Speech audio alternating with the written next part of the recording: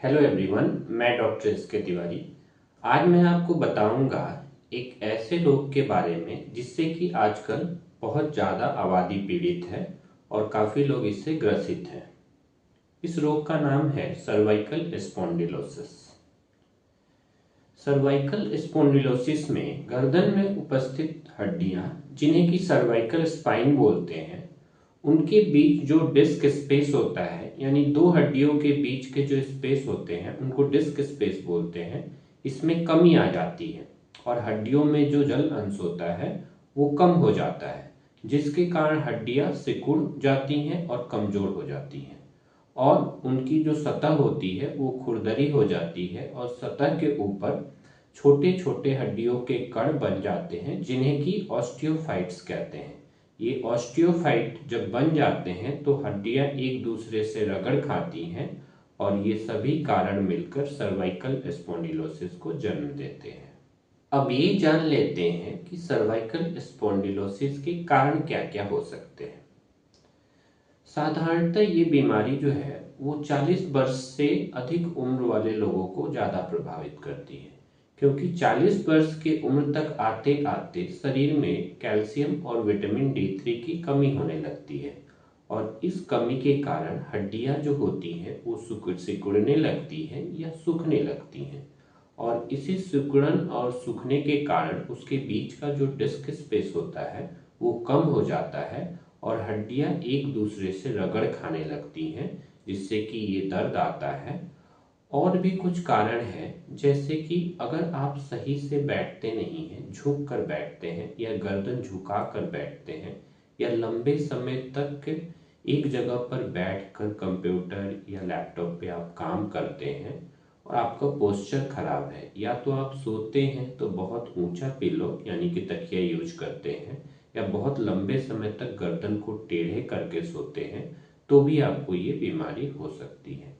अब ये जान लेते हैं कि सर्वाइकल स्पॉन्डिलोसिस के लक्षण क्या क्या हो सकते हैं, यानी कि आप कैसे पहचानेंगे कि आपको सर्वाइकल स्पॉन्डिलोसिस हो रही है या हो चुकी है। शुरुआत में ये लक्षण दिखेंगे, जैसे कि आपका सिर हल्का चक्कर दे रहा है, जब बैठ के उठेंगे तो लगेगा सिर चक्कर दे दिया। गर्दन में हल्की जकड़न और दर्द सी रह सकती है। कुछ दिन ऐसे होते होते फिर आपका सिर चक्कर देना काफ़ी बढ़ जाएगा। सभी समय आपको लगेगा कि सिर चक्कर दे रहा है। गर्दन की जो हल्की दर्द या जकड़न थी वो गर्दन की काफ़ी दर्द में, मतलब आपकी दर्द काफ़ी ज़्यादा बढ़ जाएगी। इतनी दर्द हो जाएगी गर्दन में कि गर्दन को सामने की तरफ झुकाना या आगे और पीछे की तरफ मोड़ना या साइड की तरफ मोड़ना आपके लिए काफी मुश्किल हो जाएगा। इसके साथ साथ ही दर्द आपके दोनों कंधों से होकर हाथों तक जाने लगेगा और आपको कंधों में भी हमेशा दर्द रहने लगने लगेगा और आपके हाथों में भी दर्द लगने लगेगा। हाथों को उठाने और ज़्यादा पीछे मोड़ने में आपको दिक्कत समझ में आएगी।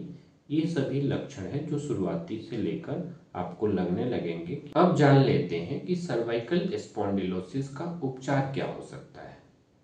सबसे पहले आपको गर्दन की एक एक्सरे करवानी पड़ती है। एक्सरे में ये पता चल जाता है कि डिस्क स्पेस कैसा है या आपकी हड्डियां, वहाँ की सर्वाइकल स्पाइन की हड्डियां कैसी हैं। उसके साथ साथ ही आपको विटामिन D3 और कैल्शियम का ब्लड टेस्ट करवा लेना होता है। विटामिन D3 और कैल्शियम की अगर कमी मिलती है तो उसकी सप्लीमेंट्स को कुछ दिनों तक लेने के बाद दर्द में काफ़ी कमी आ जाती है। अगर देखा जाए तो सर्वाइकल स्पॉन्डिलोसिस का जो परमानेंट और अच्छा इलाज है वो फिजियोथेरेपी और योग के द्वारा हो सकता है।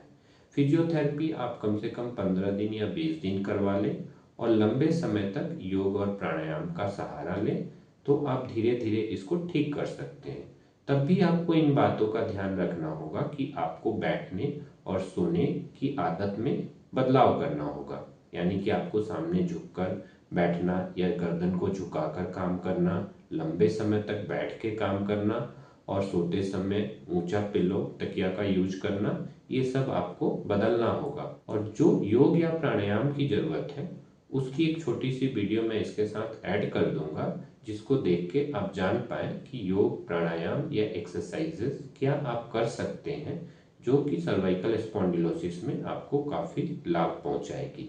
योग को लंबे समय तक करना होगा और धीरे धीरे आप अपने आप को ठीक महसूस करने लगेंगे।